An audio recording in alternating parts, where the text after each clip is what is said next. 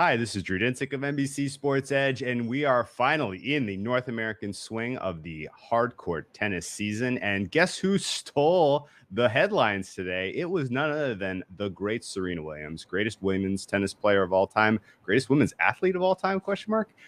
This is really quite a story. She has announced her retirement.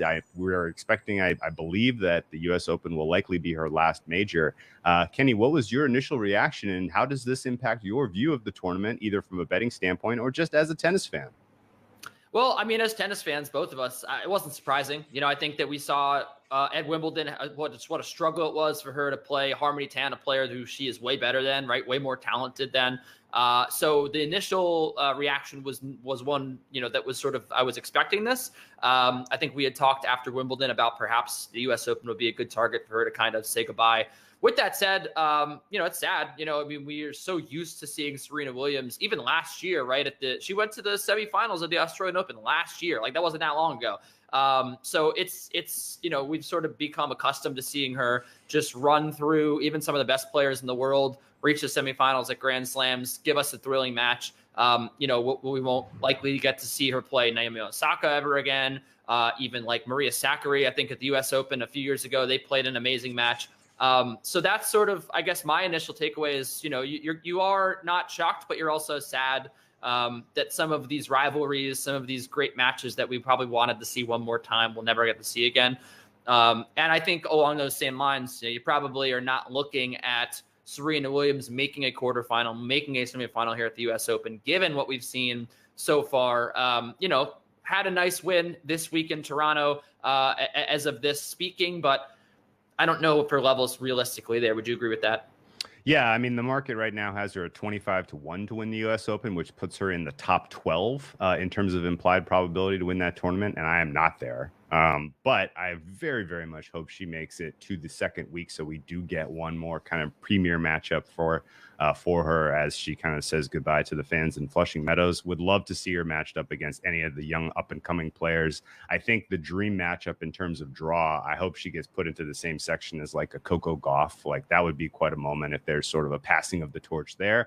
But ultimately, I think she has left American women's tennis in a better place than she found it by a mile. And there are a lot of young up and coming players who kind of hold her up as sort of the greatest of all time. And I think that's fair. So it's going to be a fun farewell to watch her, play out the rest of this swing. And I will definitely be cheering for her to at least make a run at the U.S. Open. Yeah. And I think one thing we should note here to, casuals here who might not understand the draw is that Serena Williams in the U.S. Open will get a wild card, and that means that she could essentially be placed anywhere.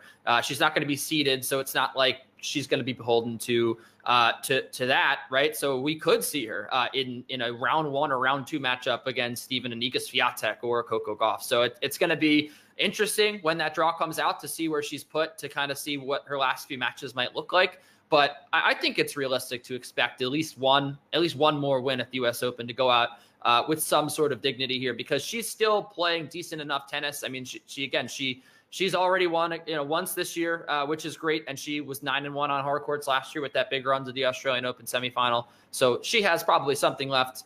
A title run, probably not in the cards here. Interesting to see her with the same odds like an Emma Raducanu, though. Yeah, right. Well, I think, you make a couple of great points there, but to me, the women's field wide open this year. It was clear, Ash Barty, clear favorite for Australia, Iga, clear favorite for the French Open. But since then, it has really been a level playing field across the women on tour right now. And this should be a very competitive tournament. So eagerly awaiting the draw. Be sure to check out our daily breakdowns of the U.S. Open as it is underway here at the end of the month of August. So we are knocking on the door. It is not that far away. And of course, check out all of our tennis betting content as well as all of the betting content at NBCSportsEdge.com.